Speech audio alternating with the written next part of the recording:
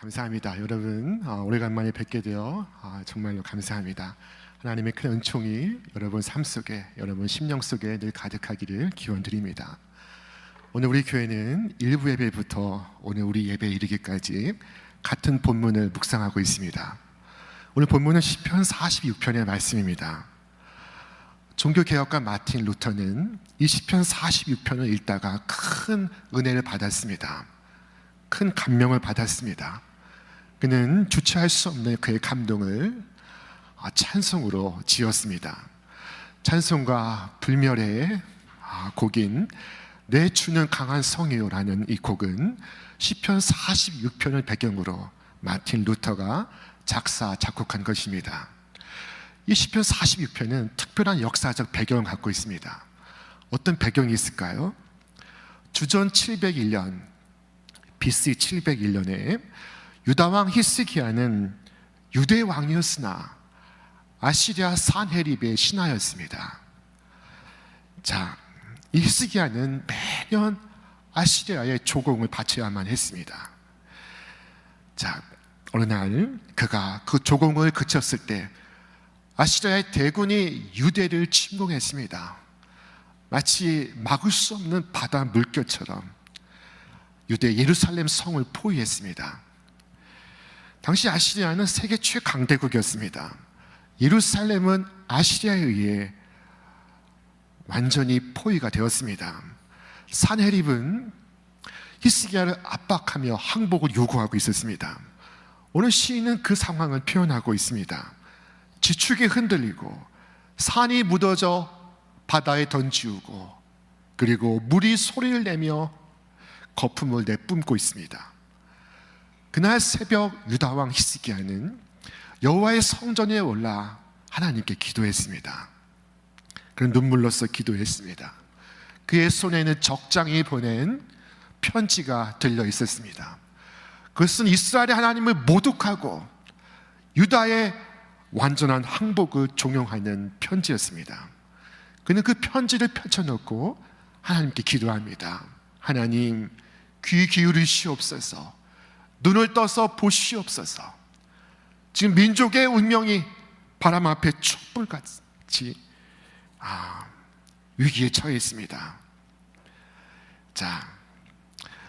히스기야는 간절히 기도했습니다. 그리고 그날이 지나가기 전에 하나님의 기적이 임합니다. 하늘에서 천사 하나가 내려와 적진을 향하여 진격하기 시작했습니다. 그날 천사 하나가 아수르 진영에서 군사 18만 5천 명을 진멸시킵니다. 오늘 시편의 말씀은 이렇게 시작됩니다. 하나님은 우리의 피난처시오 힘이시니 환난 중에 만날 큰 도움이시라. 누구나 이 시편을 노래할 수 있는 것은 아닙니다. 이 시편은 부를 수 있는 자격이 주어져 있습니다. 그 자격은 하나님을 나의 하나님으로 믿는 자만이 부를 수 있는 것입니다. 하나님을 믿는 자가 아니면 전쟁과 재난과 소동 한가운데서 이 놀라운 평강을 노래할 수가 없습니다. 오늘 세상 많은 이들은 자신의 생각에 최선이라고 생각하는 것을 믿어 의심치 않고 있습니다. 그들은 다양한 것들을 의지하지만 참된 신자는 오직 만세 반석 대신 주 하나님만 의지합니다. 신자의 확신은 외부로부터 임하는 것입니다. 오늘 시편 46편에서 그 자신의 지혜나 그 자신의 미덕이나 그 자신의 용맹함에 대한 단 한 구절의 말씀도 등장하지 않습니다. 그의 확신은 그의 피난처요 힘이신 하나님으로부터 오는 것입니다. 그가 두려워하지 않는 것은 그의 심장이 유달리 튼튼하기 때문이 아니었습니다. 그의 의지가 굳세였기 때문이 아니었습니다. 주님을 나의 주님으로 믿는 믿음에서 비롯된 것이었습니다. 사랑하는 여러분, 하늘의 놀라운 평강이 내게 임하는 것은 하나님이 누구신지 모든 사람이 알 때가 아닙니다. 하나님이 누구신지 내가 비로소 알 때인 것입니다. 사람이 하나님을 자기 하나님으로 삼는 것은 자칫 무엄한 일처럼 느껴질 수가 있습니다. 그러나 하나님께서 그렇게 하시라고 친히 우리에게 말씀하십니다. 내 힘을 의지하고 나와 화친하며 나와 화친할 것이라. 나와 관계를 맺을 것을 하나님께서 말씀하십니다. 사랑하는 여러분, 하나님을 나의 하나님으로 삼는 것을 왜 주저하십니까? 하늘의 평강을 나의 것으로 삼는 것을 왜 망설이십니까? 세상에 많은 사람들 보십시오. 그들은 대륙을 차지하려고 애를 쓰고 있습니다. 그들은 바다를 자신의 것으로 삼으려고 치열하게 싸우고 있습니다. 바다 해협을 가로막고 자신의 것이라고 주장하고 있습니다. 그것도 모자라서 저 별에 우주선을 쏘아 올리며 자신의 것 삼고자 하고 있습니다. 그런데 그리스도인이 그리스도와 더불어 하나님의 상속자가 되어 하늘의 놀라운 것을 자신의 것으로 삼을 수 있음에도 그렇게 하지 않으려 한다면 이것은 이상한 일이지 않겠습니까? 자, 선지자 예레미야는 자신에게 이처럼 말했습니다. 내 심령에 이르기를 여호와는 나의 기업이시니 그러므로 내가 그를 바라리라 하도다. 우리가 하나님을 나의 하나님으로 믿지 않는다면 오늘 시편 46편의 놀라운 평강을 우리는 결코 노래할 수는 없을 것입니다.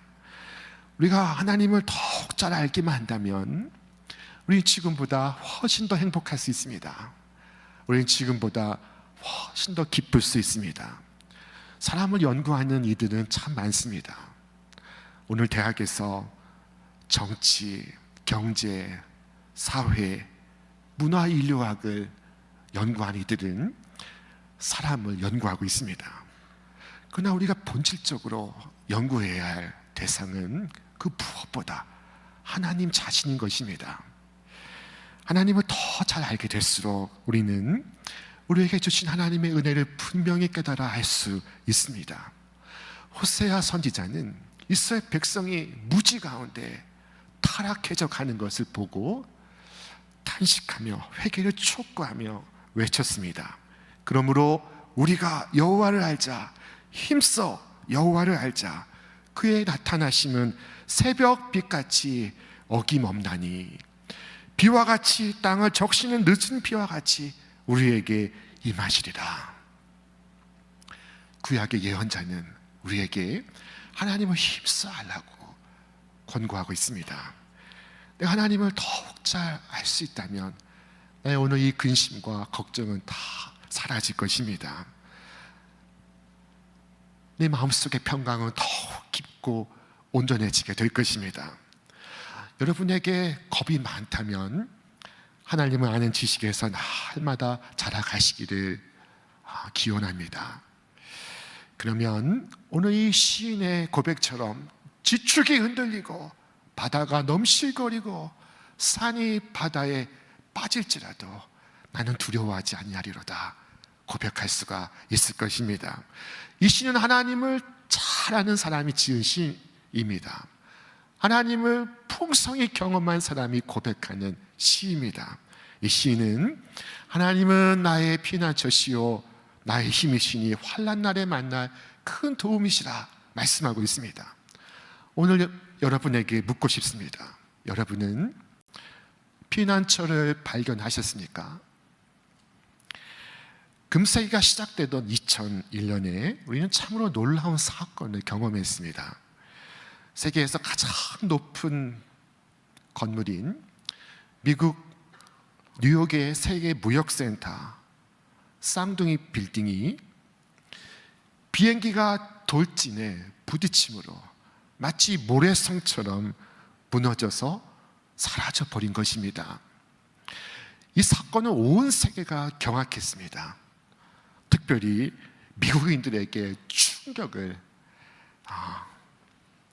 금치 못할 일이었습니다. 미국 대통령이 집무하는 백악관에 그리고 세계 최고의 군사력을 자랑하는 미국 워싱턴 국방부에 그리고 세계의 경제를 상징하는 미국의 무역센터 쌍둥이 빌딩에 상상과 예측을 넘는 공격이 있었습니다.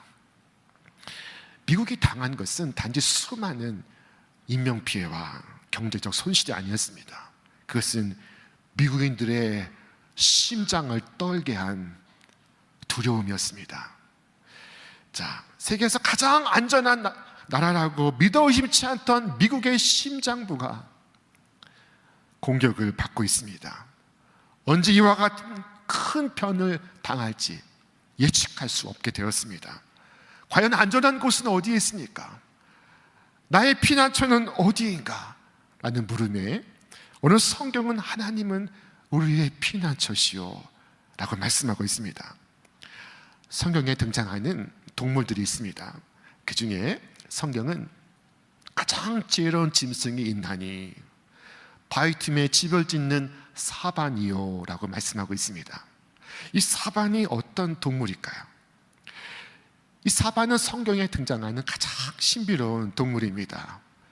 크기가 40cm에 미치지 못하고 몸무게가 3kg 미만에 불과하는 작은 짐승입니다. 사반은 반석 가운데 집을 짓습니다. 성경은 이 사반이 참 지혜로운 짐승이라고 말씀하고 있습니다. 왜일까요? 사반은 자신의 연약함을 알기 때문에 들판에 자신의 집을 짓지 않으며 오직 바위 틈에 자신의 집을 짓습니다. 저 남아프리카 사파리에 가시면 여러분은 사자, 코끼리, 표범을 보실 수 있습니다. 가장 인기 많은 짐승들입니다. 그러나 그 사파리에서 가장 장수하는 짐승은 사자도 아니요, 코끼리도 아니요, 저 바위 틈에 집을 짓는 사반인 것입니다. 여러분, 이 사반으로부터 배울 수 있다면, 이 사반을 통해 배울 수 있다면 얼마나 좋을까요? 오늘 이 시편 46편을 따라서 기도할 수 있기를 바랍니다. 주님, 나의 보잘것없는 지혜를 지금껏 의지하며 살았습니다. 지난날 내 궁리와 내 생각대로 행하면서 많은 해를 겪었고 많은 후회의 눈물을 흘렸습니다. 그러나 이제부터 내가 주님의 법을 의지합니다. 주님의 말씀을 사랑합니다. 나는 말이나 병거를 의지하지 않을 것이며 하나님만을 의지하겠습니다. 하나님, 나의 피난처가 되어 주옵소서. 나의 구원이 나의 행위나 다른 사람의 인정에 있지 아니하며 나의 구원이 잠잠히 하나님을 신뢰하고 의지하는 데 있음을 고백합니다. 이것이 시편 46편을 따라서 우리가 드릴 수 있는 기도입니다. 하나님은 우리의 피난처이십니다. 자, 두 번째로 하나님은 우리의 힘이시다 말씀하고 있습니다. 여러분, 권정생 선생님은 아십니까? 아동 문학가요, 시인이었던, 수필가였던 이 권정생 선생님은 교회의 문간방에 살면서 새벽이면 교회에 새벽종을 치던 일을 맡아서 했습니다. 1960년대를 그분이 살아오시면서 새벽종을 치며 새벽 시간, 새벽 기도를 주님께 올리고 있었습니다. 그분은 말하기를 1960년대 대한민국 농촌의 교회는 소박했으나 그러나 아름다웠다고 했습니다. 전기불이 없어서 석유 램프로 불을 밝히고 그리고 차가운 마룻바닥에 꿇어앉아 조용히 기도하던 기억은 참으로 거룩하였다고 했습니다. 그분이 그분의 글에서 이렇게 기록했습니다. 교인들은 모두 가난하고 슬픈 사연을 갖고 있었습니다. 그 중에 6.25 때 남편을 잃고 외딸 하나를 데리고 살던 김 집사님의 찬송가 소리는 가슴이 미어지도록 애절했습니다. 새벽기도 시간이면 제일 늦게까지 남아서 부르던 고요한 바다로 라는 찬송가는 그분의 전속곡이었습니다. 마지막 4절, 이 세상 고락간, 이 세상 고통과 기쁨, 그 모든 가운데 주 뜻을 본받고 내 몸이 의지 없을 때 큰 믿음 줍소서 하면서 흐느끼던 모습은 모든 사람들을 숙연하게 했습니다.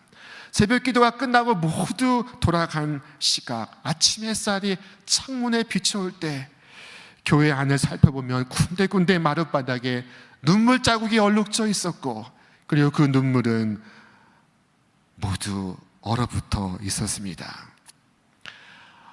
여러분은 잘 모르시지만 여러분의 부모님의 시대는 참으로 춥고 헐벗고 가난했습니다. 그러나 그 속에서 가족을 이루었으며 자녀를 키웠습니다. 여러분, 그것을 내 힘으로 해냈다고 말할 수 있을까요? 하나님께서 애쓰게 선지자를 통하여 이처럼 말씀하십니다. 한번 함께 읽어볼까요?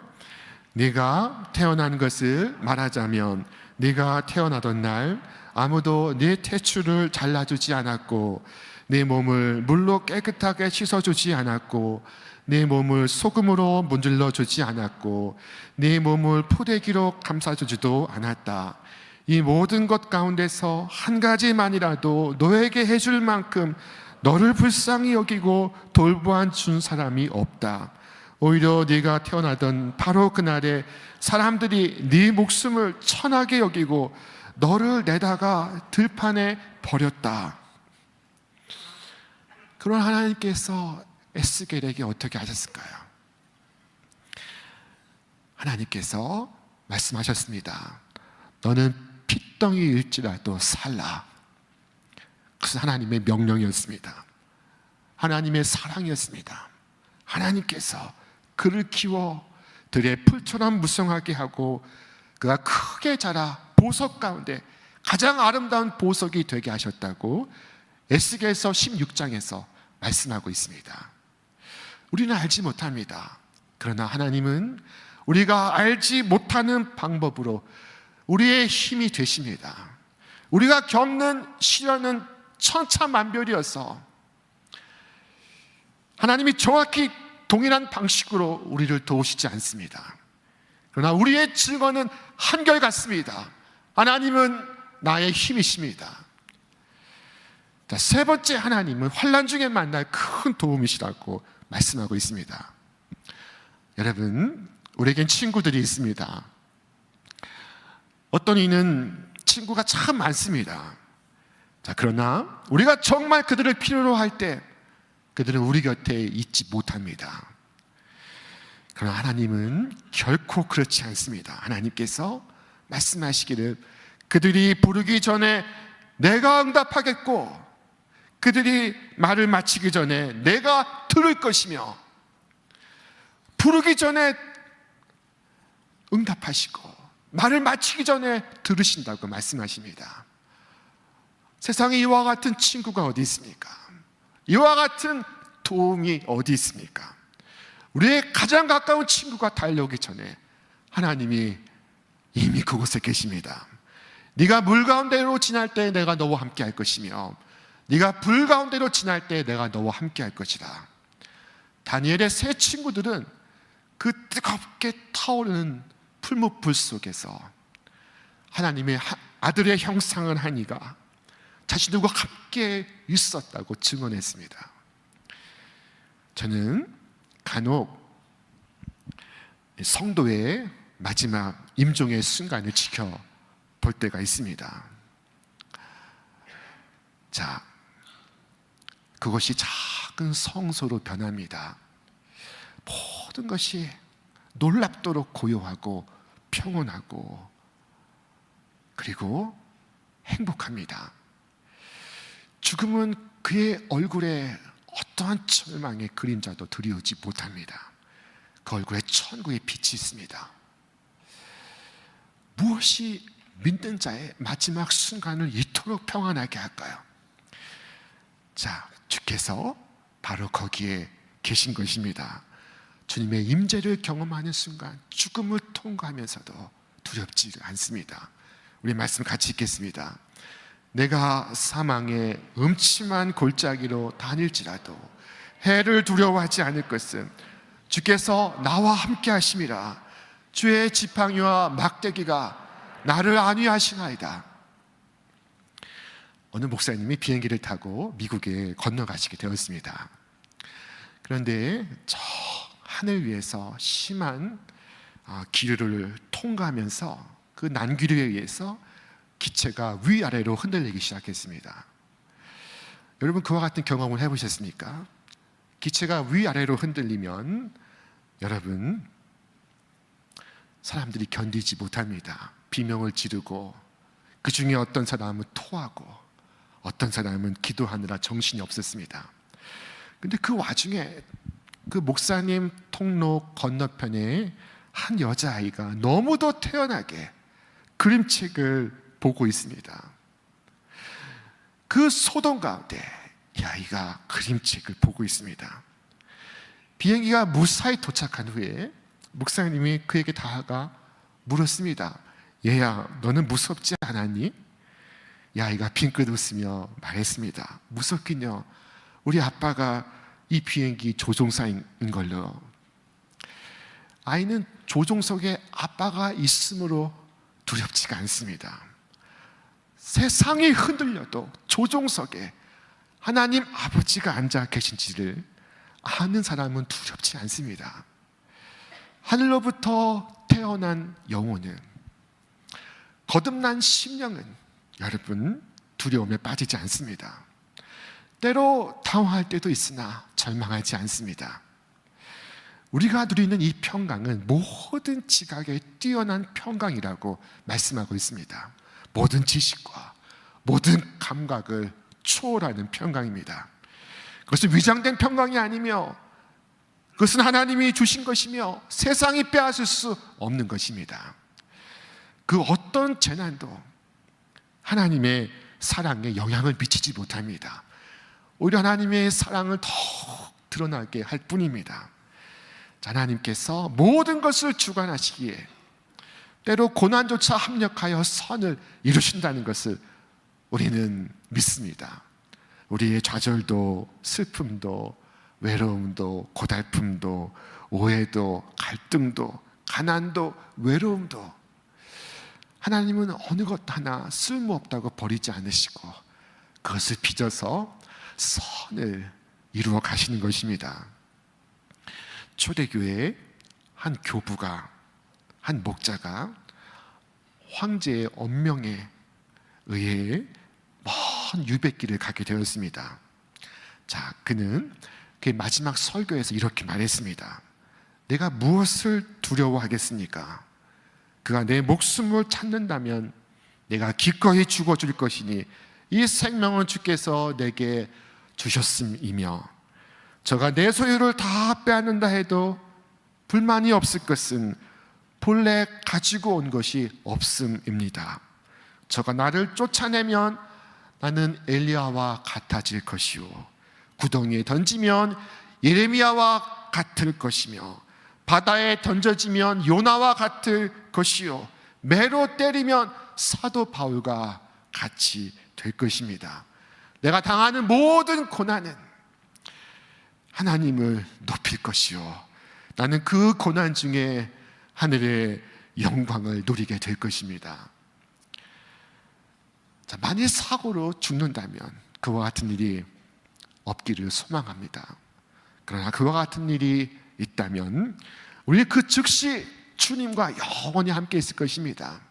내게 일어날 수 있는 최악의 일이 그러나 내게 임할 수 있는 최선의 일이 될 것인데 내가 두려워할 것이 무엇이겠습니까? 하나님이 함께 하시면 우리는 두려워할 수가 없습니다. 본래 이 두려움은 여러분 전이가 되고 전가가 되는 감정입니다.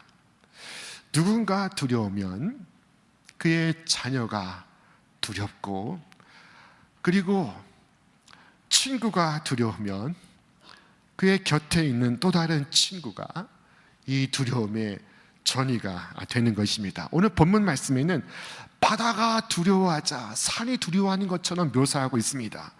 바닷물이 뛰놀든지 그것이 넘침으로 산이 요동할지라도 자, 그런데 보십시오. 요한계시록에 보면은 이보다 비교할 수 없는 엄청난 사건이 예고되어 있습니다. 만물이 흔들리고 비틀릴 것이며 땅의 모든 영광이 다 녹아 없어질 것이며 별들이 하늘에서 추락할 것이라고 말씀하고 있습니다. 자, 우리 그때에도 두렵지 않을 것은 우리는 살든지 죽든지 주와 함께 영원히 있을 것이요 주와 함께 있을 때 두려움이 있을 수가 없을 것입니다. 오늘 본문을 읽으면서 여러분, 주님을 믿지 않는 자는 얼마나 끔찍할까? 우리 묻지 않을 수 없습니다. 그들에게 피난처가 없으며 그들에게 힘이 없으며 그들에게 도움이 없습니다. 그리스도를 거부한 자에게는 공포 그 자체입니다. 자, 사랑하는 여러분, 구주를 나의 피난처로 힘으로 도움으로 삼으셔서 다가올 진노를 피하시기를 기원합니다. 오늘 말씀의 결론은 이와 같습니다. 우리 함께 읽겠습니다. 너희는 가만히 있어 내가 하나님 됨을 알지어다. 이 말씀은 모세가 이스라엘 백성에게 했던 말씀과 유사한 말씀입니다. 모세가 이스라엘 백성을 이끌고 저 홍해 앞에 섰습니다. 뒤에는 애굽 군대가 추격해 오고 있습니다. 이스라엘 백성은 두려움에 빠졌습니다. 그들은 원망하고 불평하기 시작했습니다. 애굽에 묘지가 없느냐? 왜 우리를 이곳으로 끌어내어 이곳에서 죽게 하려 하느냐? 자, 그들은 두려움에 하나님의 능력을 잊어버렸습니다. 하나님께서 행하신 모든 일들을 망각했습니다. 하나님께서 주신 약속을 다 잃어버렸습니다. 자, 그때 하나님께서 모세를 통하여 이처럼 말씀하십니다. 너희는 두려워하지 말고 가만히 서서 여호와께서 오늘 너희를 위하여 행하시는 구원을 보라. 너희가 오늘 본 애굽 사람을 너희가 영원히 다시 보지 못하리라. 자, 오늘 초등학교 수업 시간에 엄마를 어떻게 도울 수 있을까 발표하는 시간을 가졌습니다. 한 학생이 말했습니다. 저는 엄마의 심부름으로 엄마를 돕습니다. 그러자 다른 학생이 말했습니다. 저는 제 방을 청소하여 엄마를 돕습니다. 그러자 한 학생이 이렇게 말했습니다. 저는 가만히 있습니다. 엄마가 그랬습니다. 너는 가만히 있는 것이 도와주는 것이라고요. 자, 하나님께서 오늘 말씀하십니다. 너희는 가만히 있어. 내가 하나님 됨을 알지어다. 내가 만민과 족속 가운데 높임을 받으리라. 가만히 있어 라는 이 말씀은 아무것도 하지 말라는 것이 아닙니다. 불안에 떨지 말고 주 너희 하나님을 바라라 하는 말씀입니다. 주의 역사하심을 바라보아라 하시는 것입니다. 이 시편 46편의 시인의 상황은 평탄치가 않습니다. 지금 나라와 나라가 전쟁을 벌이는 속에 있습니다. 지금 생명이 경각에 처해 있습니다. 모든 사람들이 두려워 떨고 있습니다. 그래서 자신의 이 일생 경험을 말로써 표현할 수가 없어서 이미지로 묘사하기 시작했습니다. 여러분 머릿속에 한번 그려보십시오.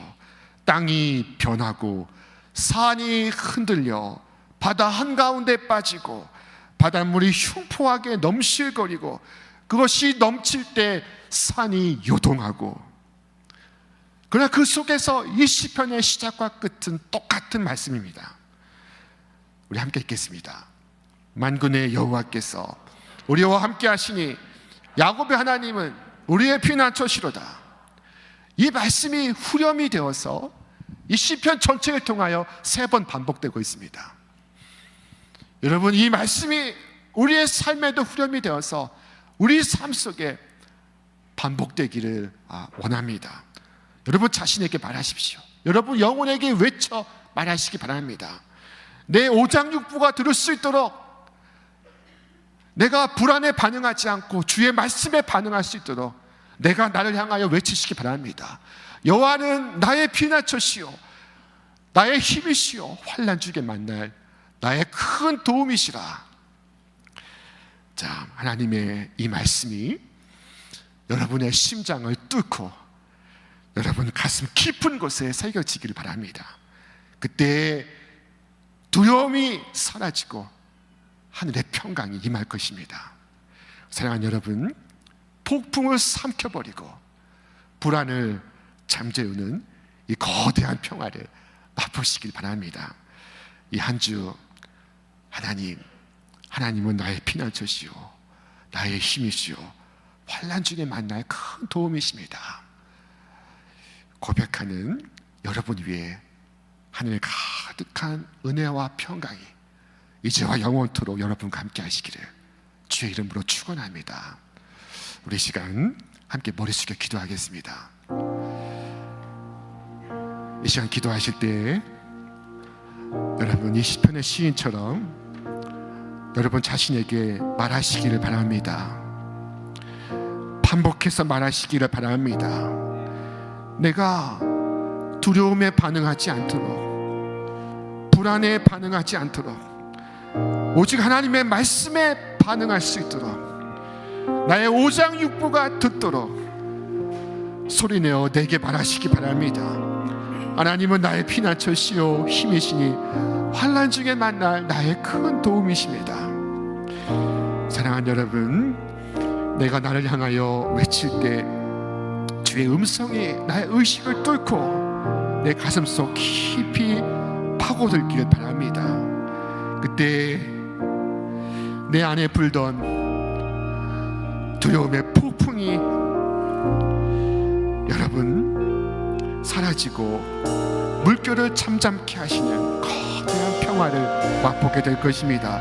우리 시간 기도하실 때 우리 마음의 고백을 담아서 이 말씀을 의지하여서 우리 함께 간절히 기도하시겠습니다.